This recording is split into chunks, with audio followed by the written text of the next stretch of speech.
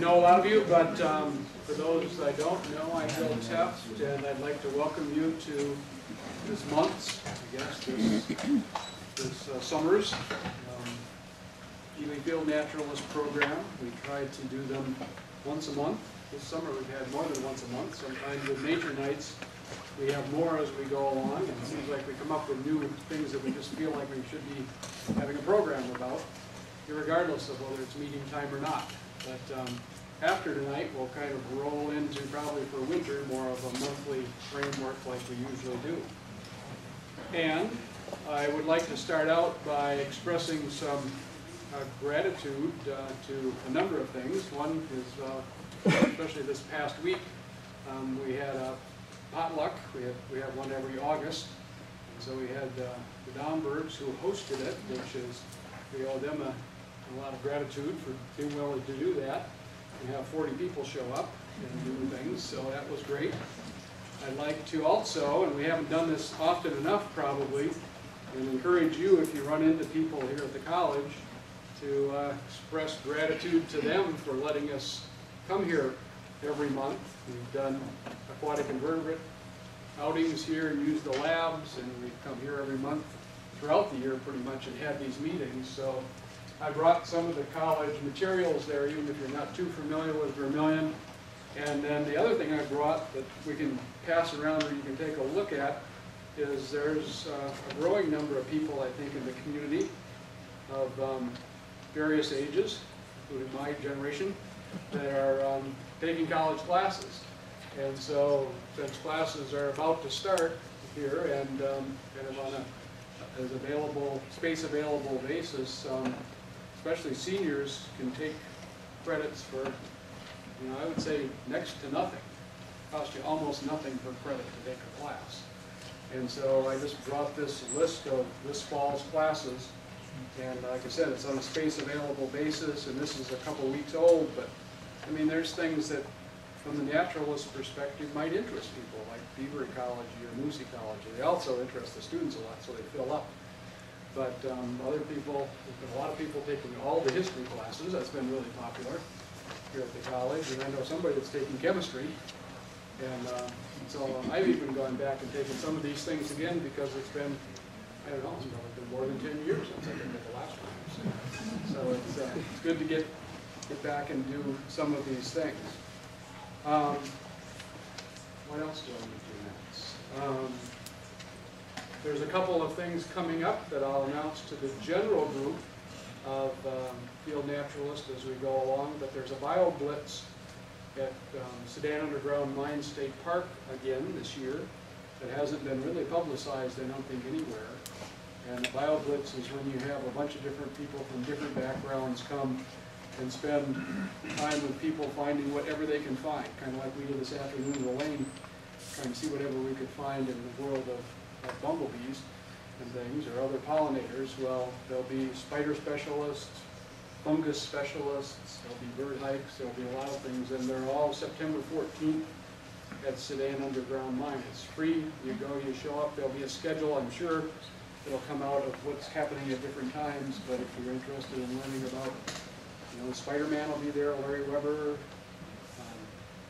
Polewski from Finland will be there doing lichens. And so there'll be a number of different people out looking for things and helping people examine them. So that's a pretty good opportunity. Other than that, if you're not familiar with the Ely Field Naturalist, we're a Google group. And I guess I didn't put a sign up. I'll try to do that before anybody leaves. And so if anybody wants to be a part of the things or announcements for the things that we do regularly in the postings, all you need to do is just leave me your name and your email address, and I can put you in the group. And so with that, you get all the postings that are shared among people within the Ely Field Naturalist, which at this point in time is over 300 people. So who would have thought 3 or 4 years ago, 3 years ago when we started this, if we'd end up having the community of people that we do. Okay, it's time for me to stop talking and let Elaine talk, and I'd really like to also express my gratitude to her because, we are at the end of the road, and people don't come all the way up here from the Twin Cities, we usually have to go down there. So it's great when anybody will come up, and especially on a topic like this, will come up and share what they know about it. And so she's going to tell you more about herself and tell you a whole lot more about bees. Thank you. And yeah, I'm happy for an excuse to come up here. I haven't gotten to come up to Elaine for a while. It's so beautiful up here. So I got my whole family is my husband and my son, but got them all convinced to come up here and actually take a couple days to enjoy it here since I came all the way up here. So yeah, Bill asked me to introduce myself a little bit. So my name is Elaine. I've been working with bees for almost 20 years now. And I've did a master's degree at the University of Minnesota where I was really focusing on bumblebees. I was looking at competition between honeybees and bumblebees. And then I took some time and I worked with the Xerces Society. So I took some time away from the academic world. Xerces Society is a nonprofit organization that focuses on invertebrate conservation. They have a big pollinator conservation program, and I worked with them on bumblebee conservation. And then the last few years I've been back at the University of Minnesota. I'm working on my PhD there, and I'm studying native bee diversity and abundance and how that's affected by different landscapes. So trying to figure out what we can do in the landscape to help promote the diversity of bees. So by the other bees, I'm talking about native bees, which means bees other than honeybees, and talk about what's going on with them, some of their biology, how to identify stuff a bit, and what we can do to help them. So in talking about bees, honeybees are really the bee that's familiar to most people. It's really important for pollinating a lot of our crops. But there's not a lot of honeybees in the world. So worldwide, there's only 6 different species. There's one that we have in Minnesota, which is Apis mellifera, which is a European honeybee. They're almost entirely in managed colonies. So what I mean by managed is people raise them and put them there. They don't live out on their own in the wild very much anymore. Worldwide, bumblebees are a pretty diverse group, 270 worldwide. We've got 18 different species in Minnesota, and some of these are actually managed too. So there's commercial rearers of bumblebees. They raise these for pollination, mostly in greenhouses. There's some crops too, where you can actually purchase a colony of bumblebees and put them out in your crops. But most of the bees in the world, so it's about 20,000 different bees worldwide that are just all these other kinds of bees. And we'll talk some more about what some of these different bees are. We don't really know for sure for Minnesota yet. We haven't really had a good survey here to know how many different species we have in Minnesota. It's probably between 200 and 300, could be up to 400 different species of bees. And a few of these are managed, but most of these are just the wild bees that are out living on their own. So I'm hoping, since you guys came to a talk that was about bees, that you do care about bees, but there are some good reasons to care about bees if you're not aware of this already. A big chunk of our global food supply is dependent on animals pollinating. So these plants can't pollinate themselves. They need animals to gather pollen and move it from plant to plant in order to form seeds and fruits. So it's roughly a third of what we eat globally that relies on this process. And a lot of that is in fruits and vegetables, but seed production is also involved. So things that you might not think of right away as being dependent on pollinators, like cotton and alfalfa seed, which then alfalfa is used for dairy production and meat production. So it's not all just fruits and vegetables. There's a lot of repercussions up the food chain. And besides that, if we go beyond just what we're eating, most of the flowering plants out there in the world, over 80% of them, are dependent on this for their own reproduction. So then if you start thinking about all the different bugs that eat those plants and all the birds that eat those bugs, and it goes on and on and on. It's a really essential for ecosystem health in pretty much every terrestrial environment to have healthy populations of pollinators. So I mentioned that honeybees are really important, and they're the bee that we rely on most. So on the last slide, you might have noticed I said animal pollination. Bees aren't the only animal that's pollinating. There's fruit bats in the tropics that pollinate, and wasps and beetles. But the rest of the time, I'm pretty much just going to be talking about bees, because bees are the most important out of all those pollinators.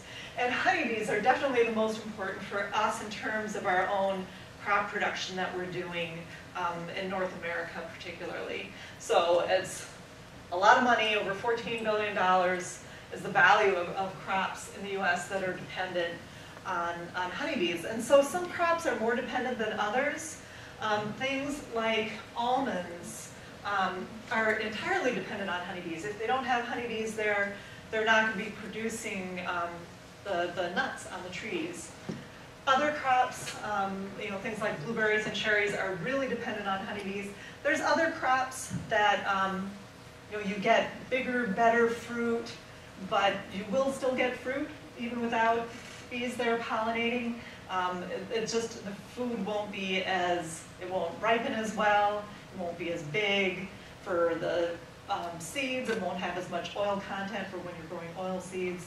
So there's, it's kind of a continuum of the amount that pollinators make a difference for these different crops. But overall, it adds up to something that's really important for us.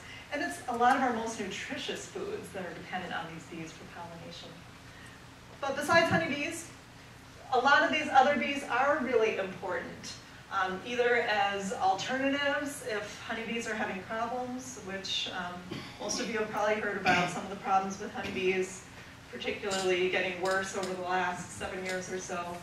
And but they can also be supplemental, so there can be these other bees there in addition to honeybees. And there's a lot of crops that are dependent on that. The value that's been put on that right now is around $3 billion. And so these other bees are they're the ones that really have a more special relationship with the native plants. Honeybees will visit native plants too, and will help pollinate them, but they won't visit all of the plants. So with the diversity of bees, there's different bees that will prefer different plants. And so if you have a healthy, diverse population of native bees, you're more sure that you'll be able to get all the native plants pollinated. When I talk about them being supplemental, there's a nice thing that can happen where they actually complement each other. When you have both honeybees and other bees present together in a crop, you can get better pollination than you could if you had either one of them alone. So some of this is just these other bees, like in sunflowers, they plant them in rows, and they have the different varieties, and they need them to be cross-pollinated.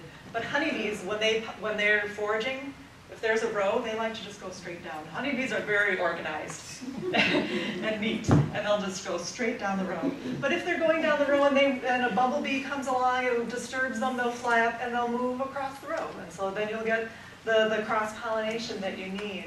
And there's a few different crops where they've documented that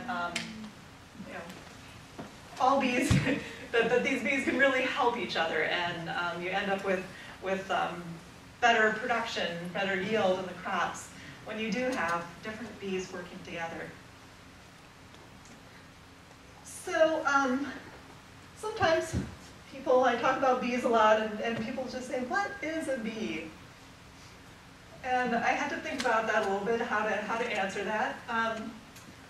But bees are really closely related to wasps, and they get blamed for a lot of the things that wasps do. So this one over here is a yellow jacket wasp. It's not as hairy. This is a honeybee. Not all bees are totally hairy, but in general, bees are hairier and are more involved in moving pollen around. But the wasps are mostly carnivores. So they're going out and gathering caterpillars or different other insects that they'll collect, and that's what they feed their young. Whereas bees have all switched away from that lifestyle of going and collecting other insects, and for their protein source, they're visiting flowers. So bees are like specialized kind of wasp that's changed to just getting all their food from flowers. So the pollen in the flowers is their protein, and the nectar in the flowers is their carbohydrates. So all bees are reliant on flowers as their source of food. And bees, so all female bees have stingers. So the stinger is modified from an ovipositor, so none of the male bees do have a stinger. But all bees do have stings, and because of that, there's lots of things that like to look like bees. And so we took a little field trip this afternoon, and people started to see some of these. There's quite a few things out there that try to look like bees. So I want to poll you guys and see which one you think might be a bee. Like if this one is a bee? No. Oh, this one? No. No. Yes. No. Okay. Actually, this one is the only one that's a bee here. So this is one of these not very fuzzy bees that looks like a wasp. And these guys are flies that are fuzzy and look just like bumblebees. So one other clue for these guys, their antennae, the bees have these long elbowed antennae like this. Whereas these guys have these short little things with little bristles sticking out. The flies also, they tend to have their wings out to the side when they land.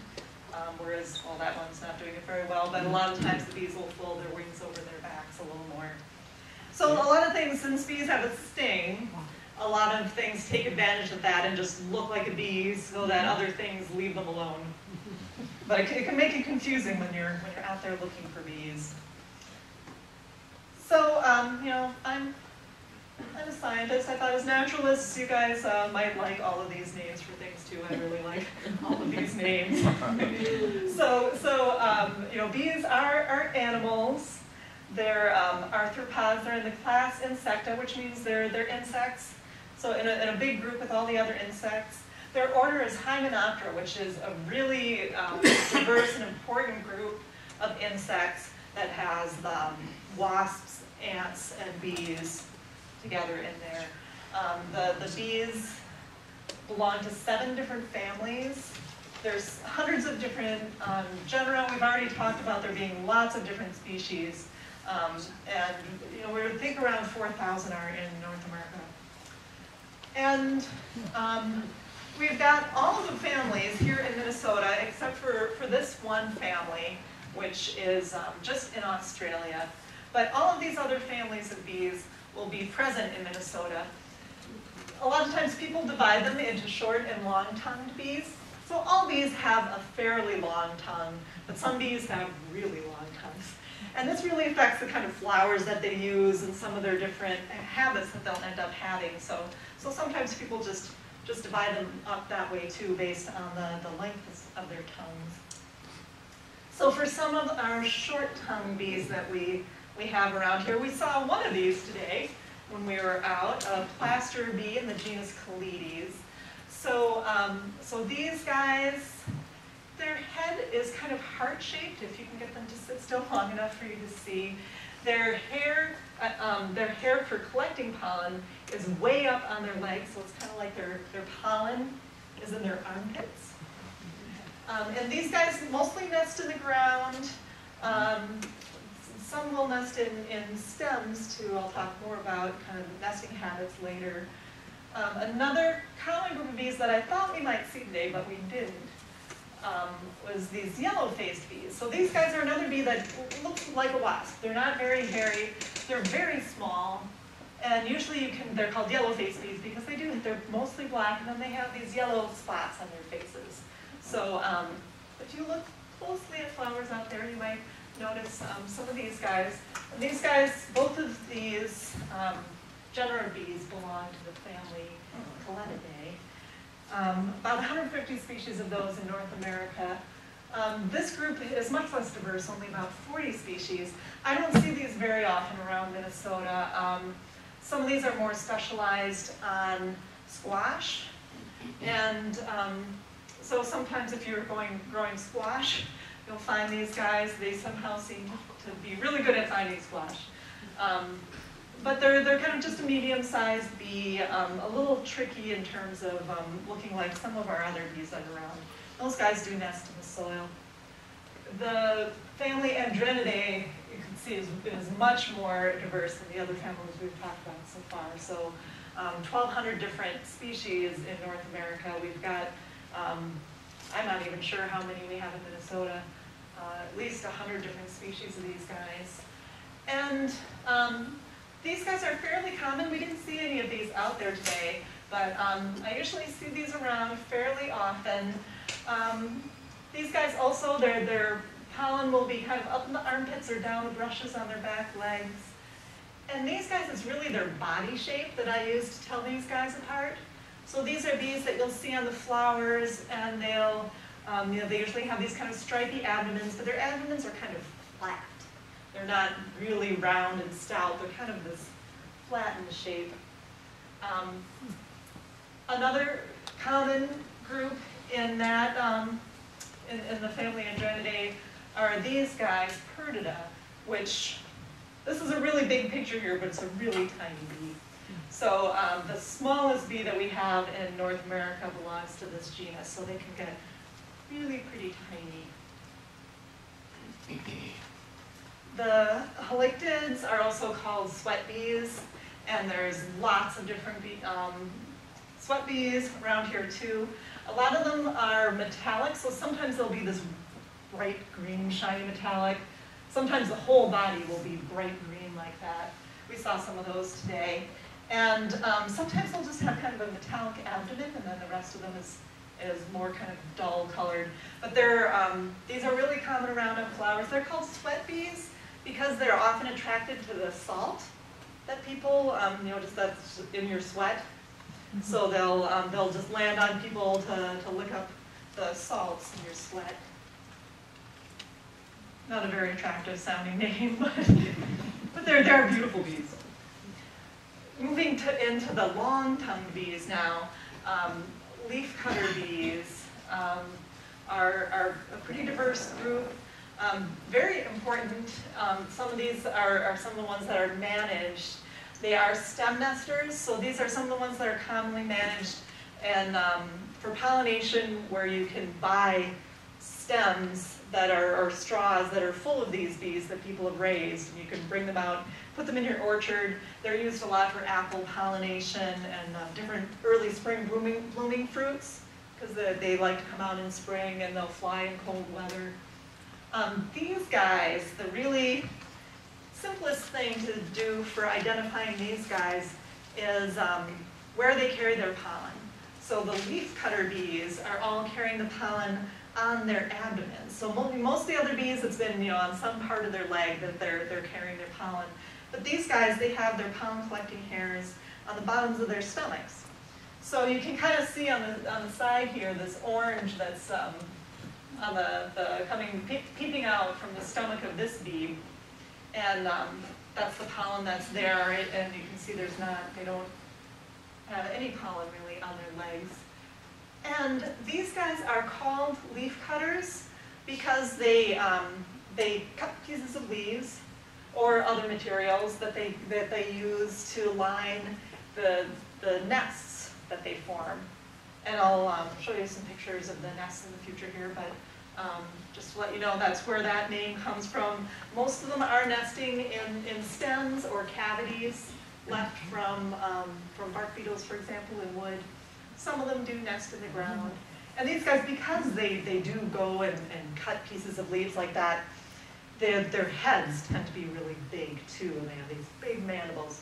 So these bees are generally kind of stockier than a lot of the other bees that are around. You can kind of see that head there just looks really substantial. So the last family I'm going to mention is Apidae, which has a lot of important bees in it. So honeybees are in this group, but I didn't put them here. Bumblebees, and bumblebees are social bees. A lot of these other bees are solitary bees, and that means they're not living together in a colony where they're taking care of younger bees and staying in the nest and cooperating together to form a colony. Most of them are just living off on their own. But bumblebees, like honeybees, do have a queen and workers, and they make their nests out of wax like the honeybees do, but bumblebees are a lot more messy about it, so they don't make the nice, perfect honeycomb like honeybees do. Also, honeybees are the only bee that makes honey. Bumblebees will collect nectar and bring it back to the nest, but they don't evaporate the water out of it that you need to do to turn that nectar into honey. Carpenter bees, these guys are more common down south. I don't even see them. I think they come into southern Minnesota. I don't even see them in the Twin Cities. So you're probably not going to see these guys up here too much. This is a carpenter bee. There's two different kinds of carpenter bees. They don't look anything like each other. So it makes it kind of confusing to try to remember them. These look a lot more like a bumblebee than anything else. But they both nest in stems. These guys are this blue metallic color and have a unique shape once you can compare them with other things. This bee has the most amazing pollen load where her back legs are just all covered with pollen. So this is a digger bee, and they have these pollen brushes that go all down their legs. So I just wanted to give you an overview of what I'm talking about when I'm talking about bees. The kind of diversity that we have and some of the different bees that you can keep an eye out for when you're looking for bees in your garden.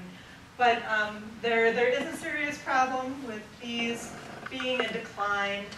A lot of bees, we don't really know what the status is.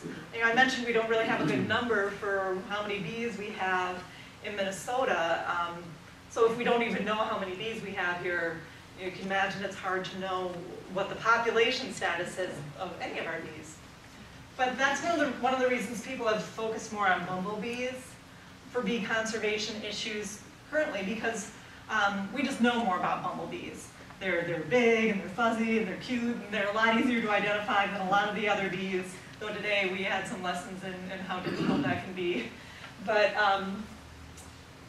we do know with bumblebees, when we're looking at them, we have seen declines in a few different species, at least, becoming definitely less common. There's one species of bumblebee that was always rare, but it was out in California. It had one of the smallest ranges of any bumblebee worldwide, but now it's been, I think it's been 5 years since they've seen it at all. So, I'm generally presuming it's extinct. Lots of other parts of the world already have, extinct bumblebees. In England, they're really good about tracking their bumblebees, and they've documented extinction of at least 3 different bumblebee species in the United Kingdom. So I'm pretty sure we have at least 1 extinct in North America, and several others that are becoming much rarer than they used to be. Bee species richness in general, so that just means the number of bee species, when we're comparing 1980, pre-1980 and post-1980, there's severe declines that we're seeing. This was a large-scale study that was looked at these populations in Britain and the Netherlands, and losing half of the species is pretty serious business. The same study that was looking at those declines in those bees also saw declines in the plants that were dependent on bees for pollination, which makes sense, but it's just another sad part to add to the story. So I do think, though, that there are things that we can do that can make a big difference. Actually, there just was a study that came out just about a month ago that was looking at the same areas that last study took place, where they were finding these declines pre-1980 and post-1980. And then they went to see what's been happening since 1990. In Europe, they were a lot more proactive in terms of noticing a pollinator decline and getting a lot of programs going on the ground to put in habitat for these bees. So, then they're looking to see, did this make a difference? If we plant, that's one of the big questions people have is, we can plant all these things for bees, but does it make a difference? And this paper found that it is making a difference. Still, things aren't, we aren't gaining back species that have been lost, but at least in Europe, where they've put these programs on the ground for the habitat, they're not losing bees still. So there is hope to at least keep things from getting worse, and hopefully eventually things can grow and spread and things can get better.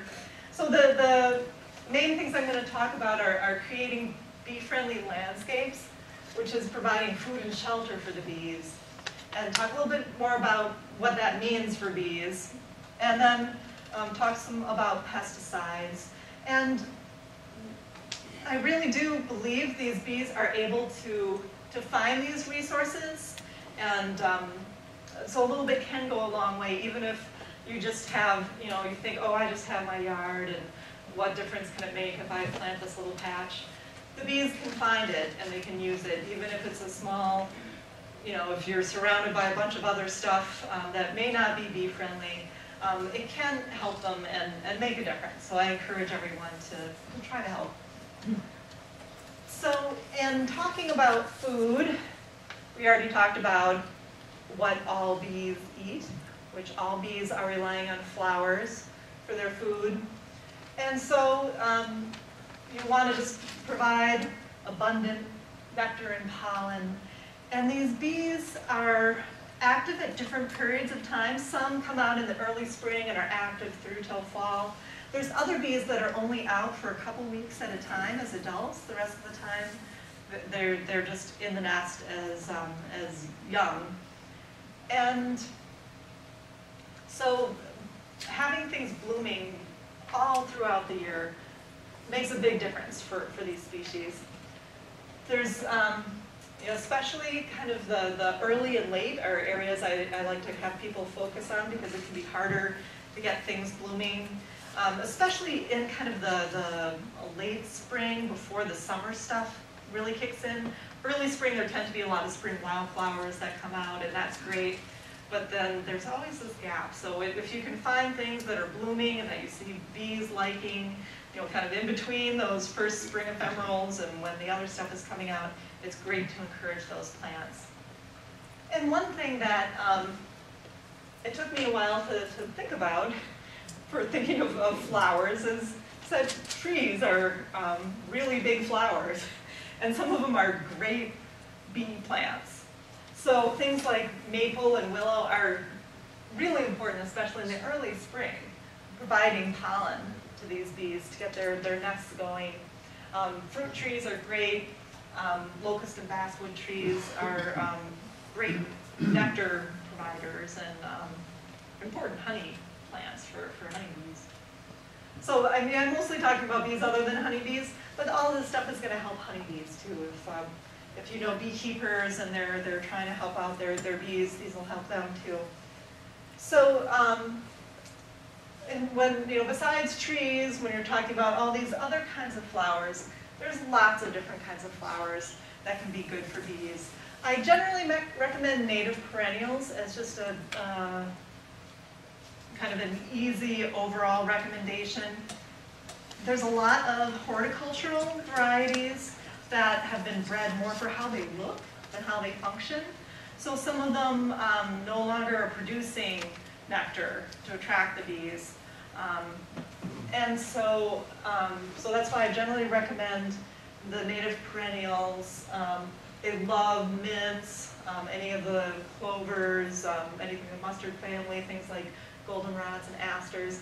I had a handout here that I knew I wasn't going to have enough of them I just put together a list of Minnesota plants for bees, and it's available online if you go to the University of Minnesota Bee Lab web page, which it'll be up here again later, but it's blab.umn.edu. And so I tried to just focus on plants that I know are attractive to a variety of different bees and are, fairly easy to grow, and we'll cover different time periods. So, so I mentioned, in general as an easy thing, I like to mention the natives, plus native plants are good for all kinds of other wildlife. But, there are some non-natives that, if they're growing there and they're not being invasive and choking out other stuff, and you can tolerate them. Actually, yeah, thistles, there's great native thistles. So, the non-native thistles, it can be really hard to deal with, but there's beautiful native thistles that aren't too aggressive and are great. Raspberries, everybody loves. The clovers, dandelions are amazing. Sedum, especially this fall blooming autumn's joy sedum is the variety. Is just, the bees go crazy for it. On the other hand, there's a bunch of flowers that I never or very, very rarely see bees visiting, like tulips and marigolds, petunias, daylilies, and daisies. They're beautiful, they're in a lot of gardens, but they're not providing value to bees. So moving from what they eat to where they live, most of the bees that we have in Minnesota are ground nesting bees. So what that means is they're digging little holes into the ground, and they're making these tunnels, digging them out, and what they do, so they're collecting pollen, they mix it with a big bit of nectar, they form it into a ball and leave it at the end of this tunnel, and then they lay an egg on top of it. And what they'll do then is they'll make a division, like the leaf cutters will use leaves to make a division. Other bees will gather mud to use as a divider, or they have things they secrete. There's all kinds of different really cool things bees do to make these divisions. But they'll just end up with a whole series of bees lining these tunnels. And so sometimes it'll just be a couple things like this. Sometimes it'll be several different females that are sharing this one entrance hole, but they're all going to their own separate little tunnel. So it might seem like they're social because there's a lot of bees there, but they're not helping each other out, and that's what makes them not social. But from the top, looking down, if you're thinking, do I have any of these in my yard, they really just look like a little ant mound. And you're really not going to know that there's bees there unless you watch the hole and you see bees coming in and out. And as I mentioned, a lot of these bees are only out as adults, active for a couple of weeks of the year. So you really need to be there at the right time when they're foraging and laying eggs and notice them to know that they're there. So encouraging them, though, if you're able to have areas of bare ground, that's great. The native bunch grasses, these are the grasses that kind of clump together and then go over, and they naturally leave an area that'll be bare soil there. So there's a bee biologist who runs a natural history center out in Pennsylvania, and he just did this project where he has the fortune of running this nature center that's in the middle of a neighborhood that's wealthy, and so his nature center is well funded, and he's able to do all these dream plans. He bought 16 tons of sand and brought it in and made these big piles, because there's some bees that prefer nesting in sand, and he knew he had some of these in his area. So he made these giant piles of sand. He brought in some of these bees, and within a few days he saw 5,000 nesting holes for these bees. So they were attracting other bees in. They really needed this nesting habitat. So there's all kinds of different soil types that they like, but you wouldn't think a pile of sand would I don't know, be good for much, but he saw an incredible reaction when they really need that nesting material. So there are a couple of things you can do to change what you're doing. Having that heavy black plastic landscaping fabric down is great for keeping the weeds from growing, but it's also great for keeping the bees from being able to get into the ground and nest. So even just using newspaper that's layered underneath mulch, the bees can still get down there and get in and make their nests and get out again. So that change in landscaping can make a big difference for bees having homes. So I mentioned 70% are ground nesting. The rest of them are tunnel nesting. So a lot of them will nest in cavities that were left by bark beetles. They don't dig into the wood themselves. They just use a hole that's already there. Or they'll go into a stem, a pithy stem, so a stem that's naturally hollow. They do the same kind of thing where they have a pollen ball and then they lay an egg on it. That's a larvae that's developing. This is a picture with the leaf cutters, so they have all these little things of leaves that go along, all the way along the stem. And encouraging these guys, you can get really creative. If you go online and you start looking up bee houses, there's incredible artful things that people have done making homes for these bees. So the basic thing is having holes for them, which can either be holes in wood blocks or you can have stems that are bundled together. This part is really important, switching the nests out every couple of years. So some people will give out plans or will sell just these wooden blocks with holes that are drilled in them. The problem is if you don't switch it out every couple of years, you'll end up building up these pests and parasites and actually doing more harm than good. So you need to have at least 2 of these if you have one of those that are kind of in a block. So you can switch them out and get them cleaned out. Or if you're using bundles, so this is a really, really simple one that I've done, which is just a plastic pop can or pop bottle. And then these are stems from my yard. So I have Joe Pye wheat growing in my yard, and it makes 6-foot tall stems, and I can get lots of material for making my own little bee nests. I also have these models, which this is a benefit for the entomology students at the University of Minnesota for us to have money to bring in speakers and stuff selling these. I have a couple of them here if you're interested. And so this kind, you can actually take out stems once you've seen them, they've been used, and replace them a little more easily than if they're all in a block. Where do you place those? Where do you put So them? these, you'd set them up like this. It's good to have a little bit of shelter. It's good to have morning sun and afternoon shade. I have mine just on the east-facing side of my garage, so it gets sun in the morning and afternoon shade, or it can be along a fence post. They'll be okay if they're exposed a bit more, but it's good to not be too close to vegetation. Like I wouldn't just put them in a tree. So ants get in there, and then they just eat out what's in there. So it's good to have them a little bit isolated from vegetation and something to get them warmed up in the morning. So yeah, dead trees can make great homes for lots of bees. So bumblebees are a different kind of thing. So they're sometimes nesting in the ground, sometimes above the ground, but they make these big nests with wax, and there's different ideas about encouraging them. They do often use old mouse nests, so if you have healthy rodent populations, that's can be very easy to do.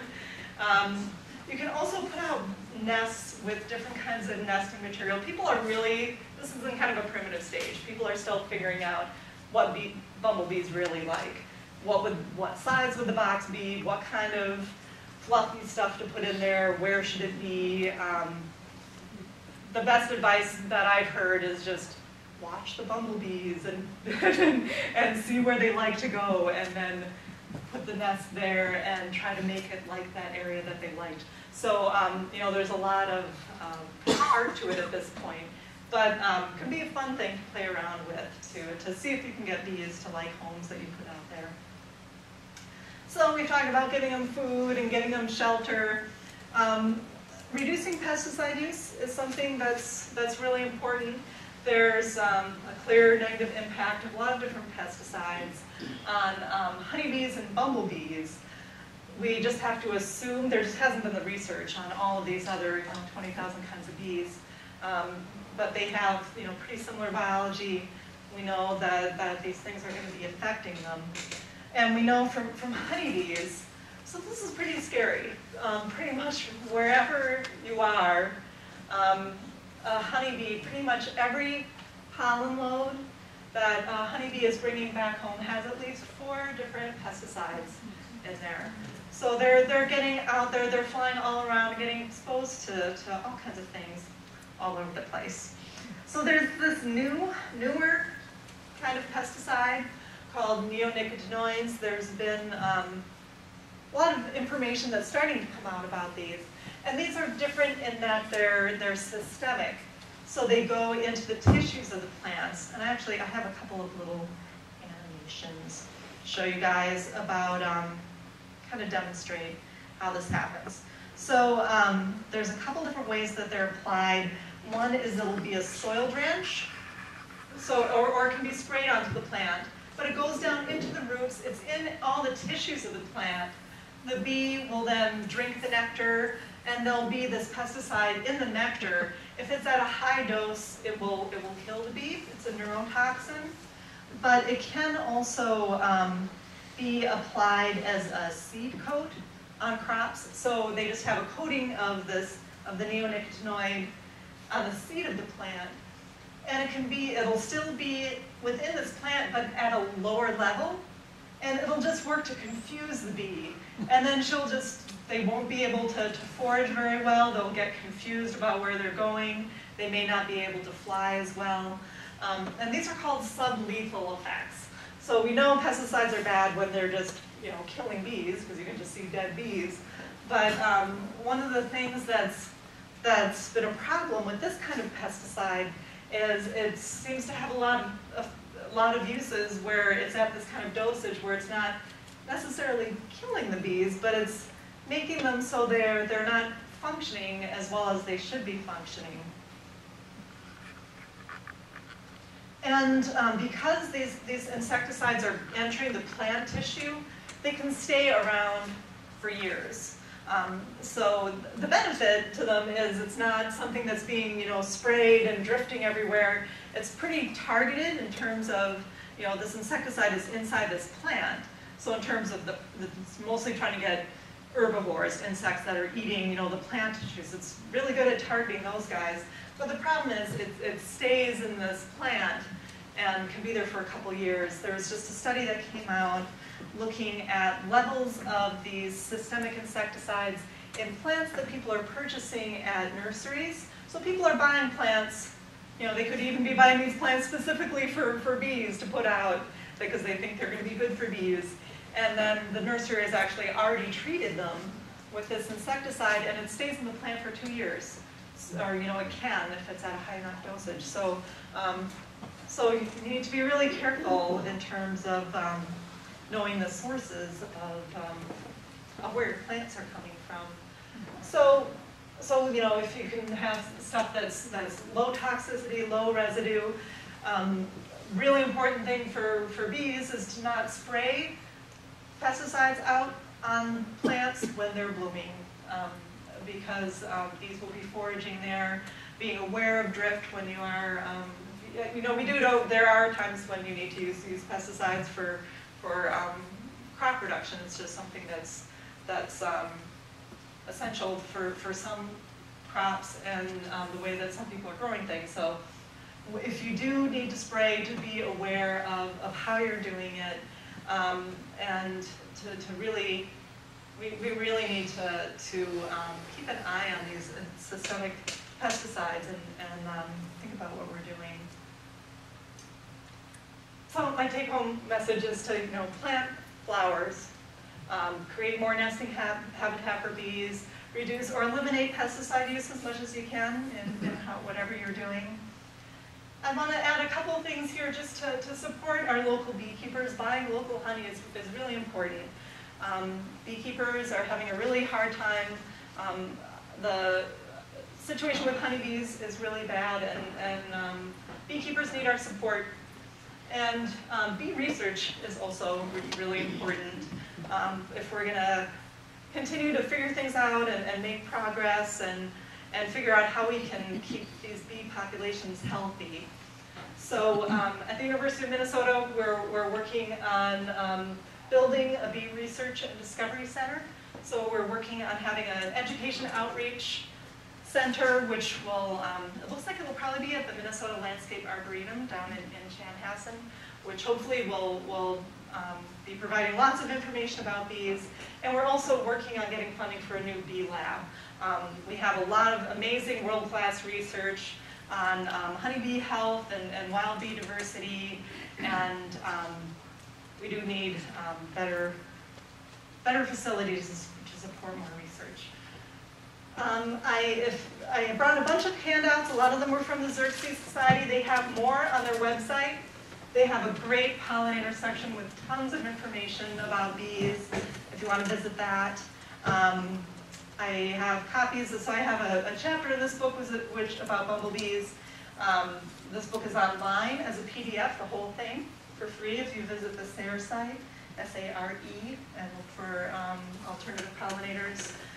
This is a book I wrote about raising bumblebees, and I'm really happy to be here. Thank you for listening. These are a few of the websites that I mentioned, written larger, so you can see that. And thank you for your attention and your interest in bees, and happy to answer questions. We have a few minutes.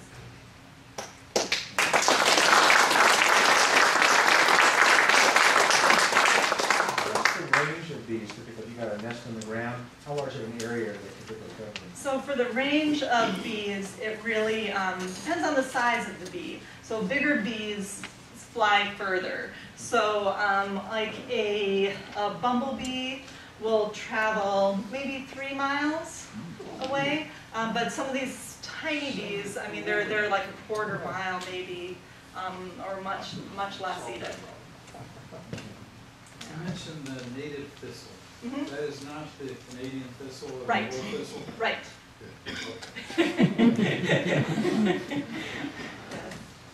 Everybody probably knows this, but how do they get the pollen in? Is there a pouch in their neck? Or how do they get it in? Or does it just stick to their hairs? So how do the bees collect the pollen? So there's a lot of different ways that they do it. But bees have this static charge to them in general. So the pollen is first kind of attracted onto them just from the static charge and from the hairiness of the bees. And sometimes they'll just scramble around in the flower to actually get the pollen to stick to them. So first it's just sticking to their hairs, and then they have brushes on their legs, and they use this to pack it into different parts. So a lot of them are just packing it into their legs, and sometimes they'll just have brushes on their legs that the pollen sticks to. Sometimes they'll have, like the bumblebees and honeybees have an actual basket where they actually compress, they mix the pollen with nectar and make it into a compact ball. And they have these amazing brushes that ends up going through their knees, through this press, and ending up in their pollen baskets. So I mentioned the leafcutter bees that have it on their stomach, so they'll just brush and pack it onto these brushes on their abdomen. I have a couple questions. One is, how do they overwinter up here? And do they have a better chance up here since we're further away from fields and they're using systemicides like wheat and corn and soybeans now they're using the systemicides? Okay. Do they have a better chance here? How far do they go and how do they survive the winter? Okay, yeah, so how do the bees survive the winter, and then do they have a better chance up here where they're away from traditional agriculture? Yeah, so for surviving the winter, they have different ways that they'll survive. So for bumblebees, that's one of the ones we know more about. Bumblebees, it's only they have new queens they produce every fall, and they're the only ones that survive the winter, and they start up new colonies in the spring just from those queens that mated the previous fall. And those guys they'll just dig themselves a few inches into the ground. They can actually stand being frozen. They don't dig themselves down far enough that they really get away from freezing, but they have a glycol, an antifreeze, in their blood that keeps them from actually freezing. And so they build up fat bodies and they hibernate. So they hibernate and survive through the winter as adults. A lot of these other bees are surviving the winter as, all bees have the 3 different insect stages like butterflies do. So they have a grub-like stage that's like the caterpillar, and then they pupate in the cocoon, and then they emerge as an adult. So a lot of them have this form that's kind of right before they're pupating in the cocoon. It's called a prepupa, and somehow it's really sturdy. And they'll just be in these stems or in these tunnels in the wood or under the ground, and they just survive like that. I don't know what their blood chemistry is like, if they also have anything like the glycol to keep them from freezing. I just have one other question.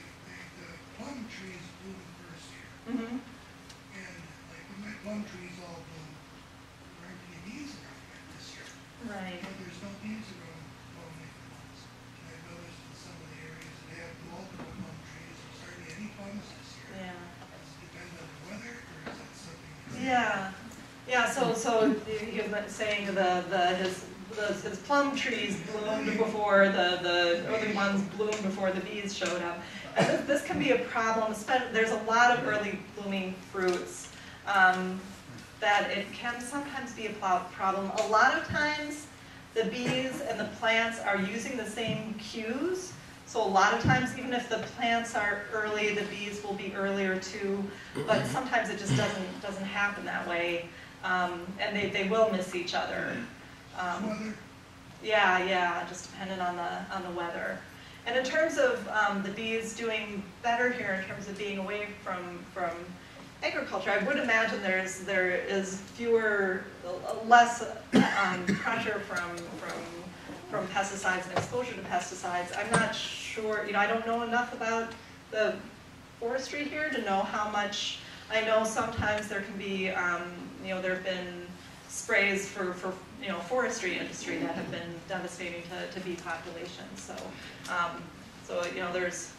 there's a lot of pressures all over the place that are affecting them. The African bee has come into the United States. How close is it to Minnesota, and how does that affect the other bee population? Yeah. Because I've heard of crossover breeding. Yeah.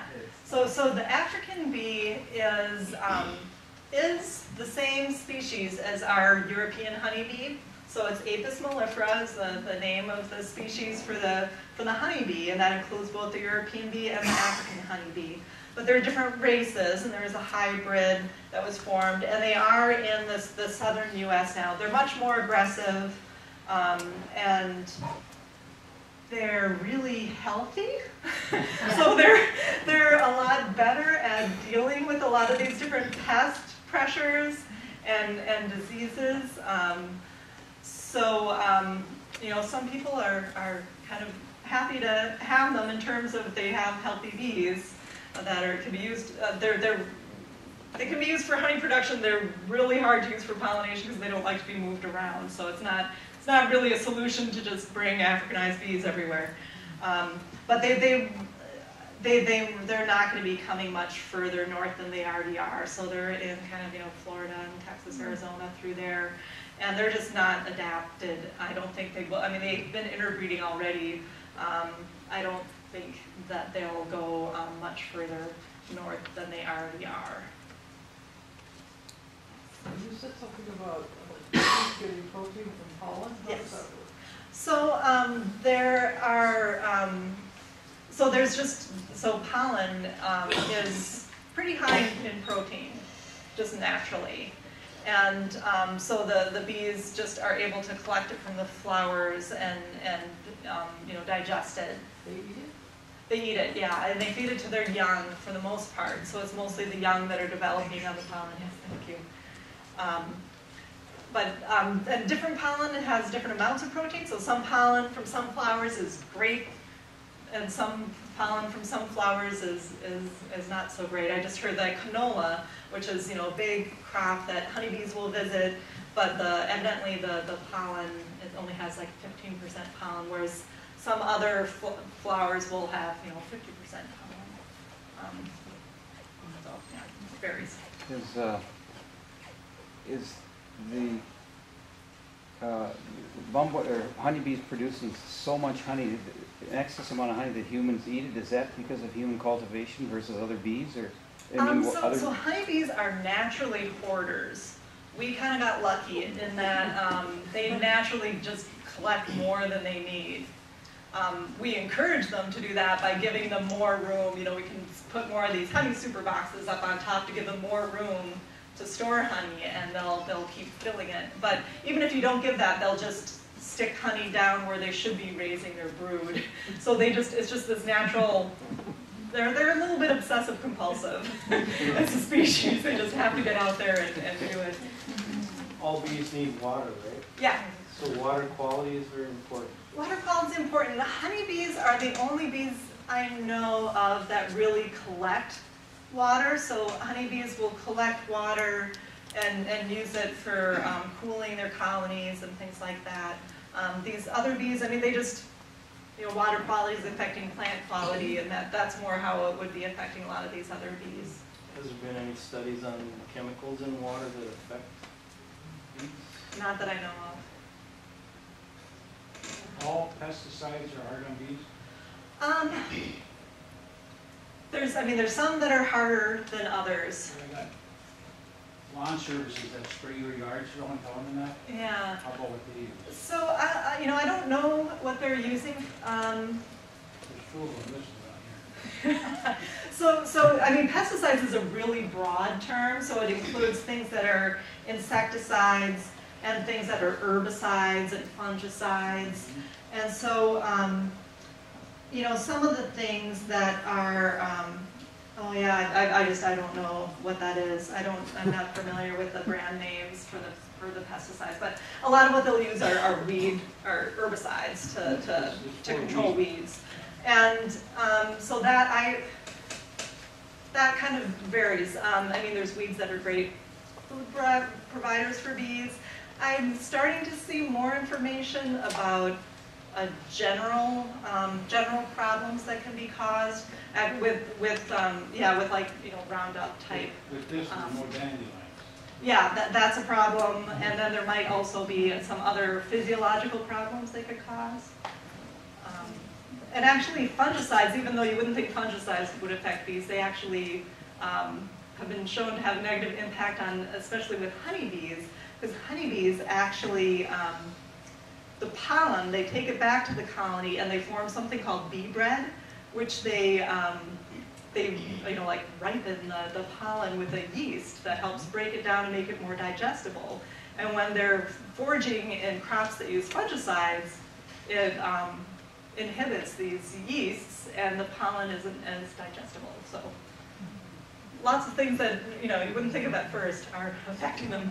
Do any of those flies that look like bees also pollinate? They do, yeah. So the flies that look like bees, and there's wasps that pollinate, they're not moving as much pollen around, so on an individual basis, they're not as good as most of the bees, but you'll be out there and you'll see, 200 flies in one bee. So even if they're only 1/200th as good as bees, individually, there could be enough of them that they are actually making a big difference in terms of their overall ecosystem contribution.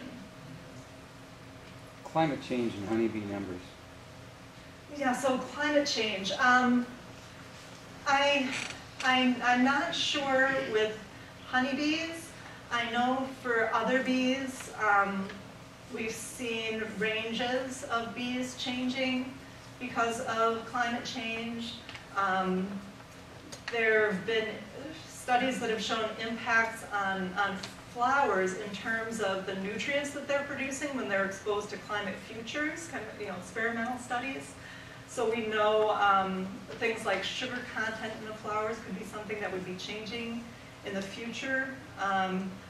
We know that there are some flowers where they're not matching up with their pollinators anymore. The flowers are starting to come out earlier than their pollinators are. Other plants where that's not happening, but we do, there's gathering evidence that climate change is affecting these things. And also with the things like the stem nesting bees, these things are affecting their how they survive, their fitness in surviving the winter. If their season is shorter, they're not necessarily able to develop as well and be as healthy through the years. Do you offer any water in your yard for bees? So that's mostly for honeybees, and I'm not keeping honeybees in my yard. It's not even a big deal, but it's like, you know, I have a thing for the birds and a couple different things, and I find dead bees in there a lot. And so I always have rocks in there and sticks, so you know, they could be there and look, and then I'm thinking, is there something else I'm missing? Because the other day I had like 10 dead ones in there. Yeah, I don't know. I mean, they'll come. I mean, if there's, it is nice to have water there for them. I don't know what you can do to keep them out of there. Yeah, I mean, you know, they like mud puddles a lot. I have a question. One of the first slides you put up there was about, I just saw the blueberries, and it said, like, what is it, 90%? Yeah. Now, like, the blueberries were really good here this year. Do we have that native honeybee that you said? So yeah, bumblebees will be, and other leafcutter bees visit blueberries. Yeah, and, so is it dependent on that honeybee, or do you think in our area, is it more the bumblebees? It's probably more the bumblebees and leafcutter bees and other native bees. Honeybees are going to depend on there being a beekeeper in your area. So they're not going to be really living on their own much. So it kind of depends on you know, if you have a beekeeper in your neighborhood or not, you know, within a few miles or not. Yes, there's some interesting literature out there about, I guess you'd say, the evolution of the hymenopterans, how it went from the ovipositors evolving into stingers, plus the coevolution of the social hymenopterans and angiosperms. Yeah. Can you point me in a general direction for something like that? So yeah, there have been some interesting recent things people have found. With people keep finding these earlier and earlier fossils of bees, because one of the things that people talk about is angiosperms, so flowering plants. They were around before bees, and a lot of times it was beetles or other insects that were visiting them. But they became the flowering plants became a lot more diverse, kind of at the same time that bees started becoming more diverse. So there's, but people are still kind of piecing together this history from, you know, millions of years ago. And there's increasing fossil evidence. They're finding older bees. There's a researcher named Michael Engel, who's at the University of Kansas, who's done a lot with kind of putting together that historical relationship between bees and angiosperms. How do you spell his last name? E-N-G-E-L. Engel, okay. Yeah. And actually he has an amazing book that's not just bees, but all insects and their evolutionary history. And it's big and thick, and has lots of nice pictures in it.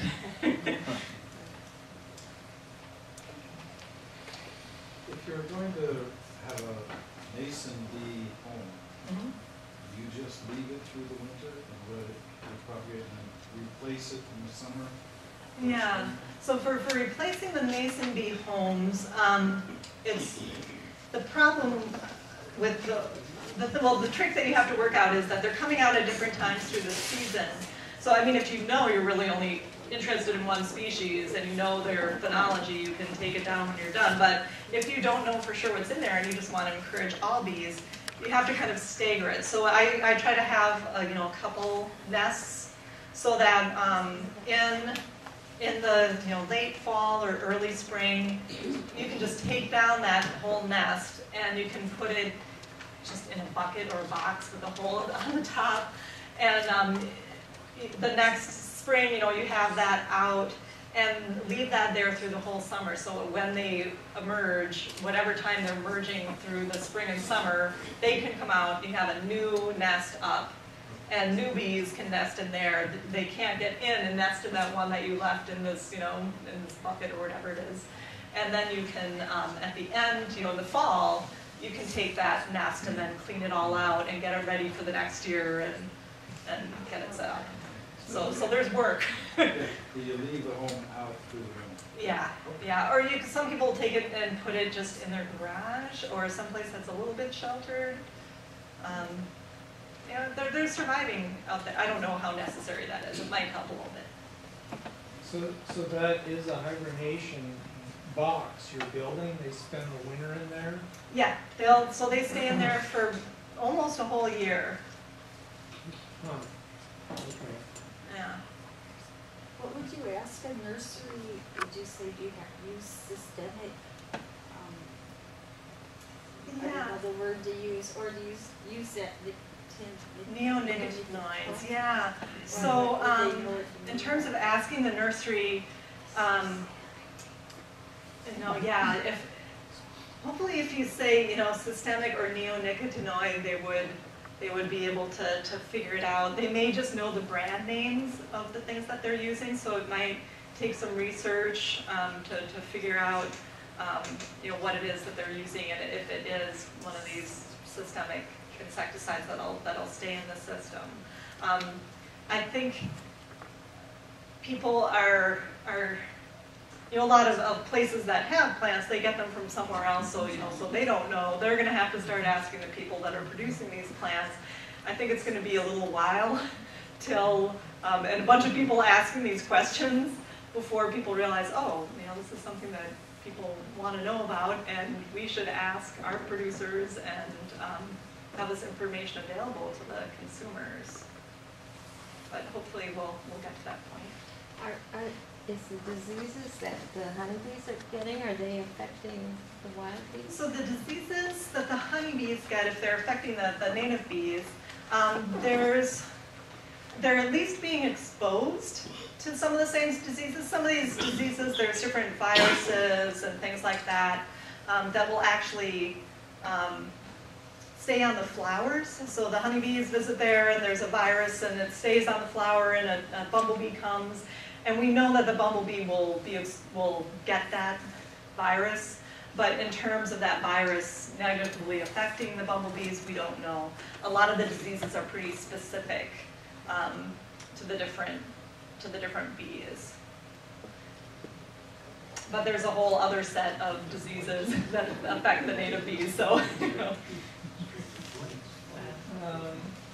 I'm not sure if this is one question or more, but do bees use corn pollen? And I don't think that corn requires bees to fertilize itself. Yeah.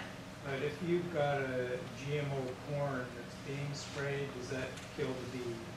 Okay, so bees do sometimes collect corn pollen. It's not a super nutritious pollen that they really like, but sometimes they will go and take it.